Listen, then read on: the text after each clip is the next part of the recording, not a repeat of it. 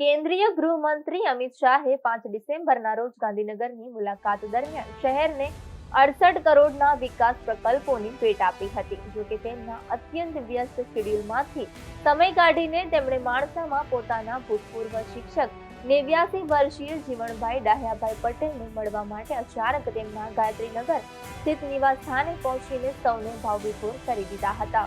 ગુરુ પ્રત્યેનો આદર દર્શાવતા કેન્દ્રીય ગૃહમંત્રીએ શિક્ષકના ઘરે પ્રવેશતા પહેલા પોતાના પગરખા ઘરની બહાર ઉતાર્યા હતા અને જીવણભાઈને પગે લાગીને ભાવપૂર્વક આશીર્વાદ લીધા હતા। અમિત શાહે જીવણભાઈ સહિતના પરિવાર સાથે અડધો કલાકથી વધુ સમય વિતાવ્યો હતો અને ભૂતકાળના સ્મરણો તાજા કર્યા હતા।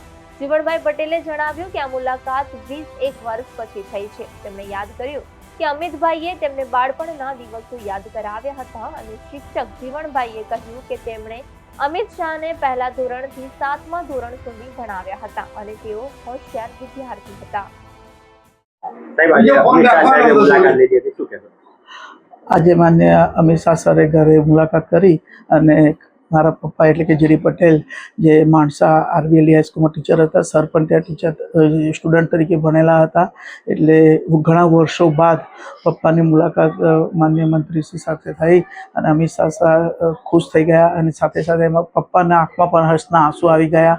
સાથે સરે ખૂબ ભૂતકાળ પણ માણસાનો વાગોર્યો અને દરેક ટીચર્સને, સ્કૂલના ટીચર્સ જેમને જે વિષય ભણાયા હતા એ દરેક ટીચર્સને પણ યાદ કર્યા અને સાથે સરે એ પણ કહ્યું કે માણસા આરવીએલઈ હાઈસ્કૂલ ખૂબ સરસ હતી, એક શિસ્ત પાલનની રીતે ભણાવવામાં આવતા હતા।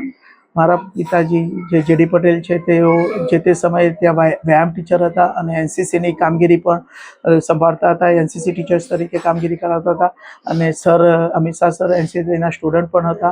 સરે એ પણ વાતો વાગોરી કે એ વખતે જે કપડાં એનસીસીના ડ્રેસ પહેરીને ફરતા હતા અને વહેલી સવારે જે પરેડ કરવામાં આવતી હતી અને ડિસિપ્લિનમાં કોઈ ચૂક થાય તો 4 કિલોમીટર સુધીની પનિશમેન્ટ પણ દોડવાની કરવામાં આવતી હતી, એમ પોતાને આખો વાગોર્યો।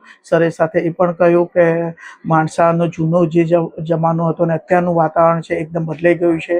સરે પપ્પાને કહ્યું કે તમે ખુદ હવે માણસાના જૂના તળાવો, જે 3 તળાવ છે મોટા મોટા, એ તળાવની એકવાર વિઝિટ કરો, એની કાયાપલટ થઈ ગઈ છે અને એ પણ એક વિઝિટ કરવા લાયક છે। એમ ભૂતકાળને વાગોરી અત્યારના વર્તમાનની સ્થિતિને પણ એકદમ ખૂબ શાંત ચિત્તે સરળતાથી આરામથી બેસીને વાત